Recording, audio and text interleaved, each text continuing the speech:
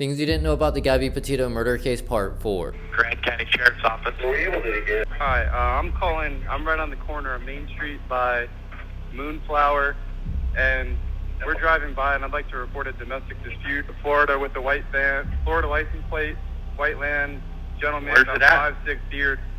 They just drove off. They're going down Main Street. They made a right onto Main Street from Moonflower. Or what were they doing? Cooperative, but what'd you say? What were they doing? We drove by, and the gentleman was slapping the girl. He was slapping her? Yes, and then we stopped. They ran up and down the sidewalk. He proceeded to hit her, hopped in the car, and they drove off. Okay, you said it's a white van?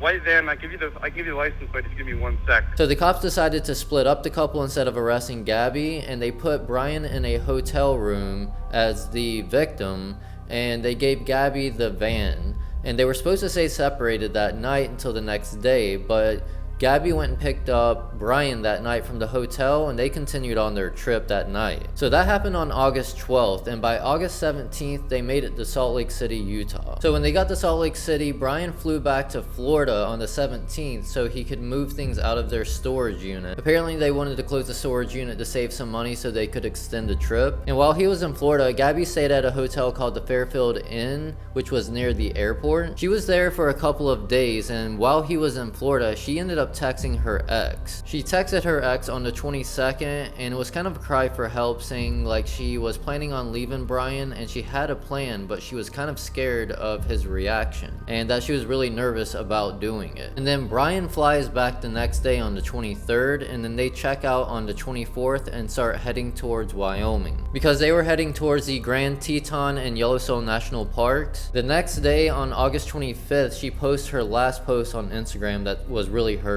And apparently this was also the last day that Gabby's mom would speak to her. So at this point, there's probably an attitude shift with Gabby. She's probably still trying to hide it a little bit, but I'm sure like Brian can pick up on something. And I feel like the steam was building at this point because the next big outburst happens just 2 days later on August 27th.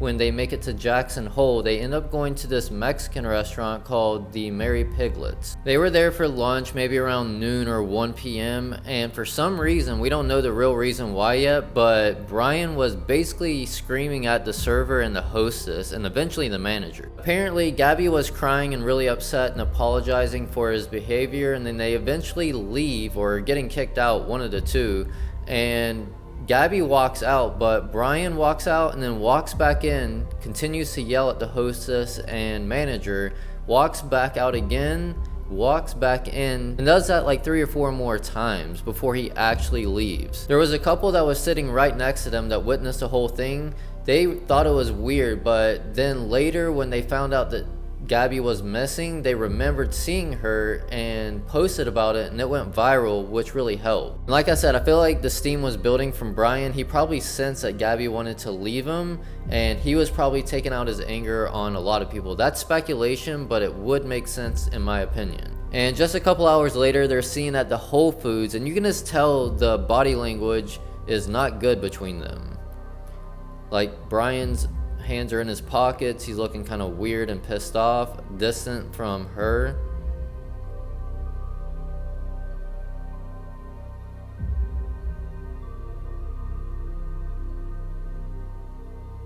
And she definitely looks kind of upset as well.